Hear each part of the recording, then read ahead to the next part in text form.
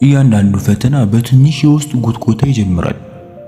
አንዴ ብቻ ነው ይላል። እፎይታን፣ ደስታና መረጋጋትን ቃል ይገባል። ነገር ግን ከዚያ የአፍታ ደስታ ጀርባ ትልቅ የነፍስ ዋጋ ተደብቋል።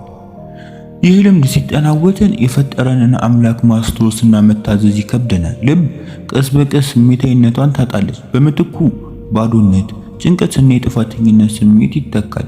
ሰይጣን በዚያ ዙሪት ውስጥ እንድንቆይ ይፈልጋል። ምክንያቱም ዋናው አደጋ ተግባሩ ብቻ ሳይሆን ከፈጣሪ ጋር ያለንን ግንኙነት መላላቱ ነው።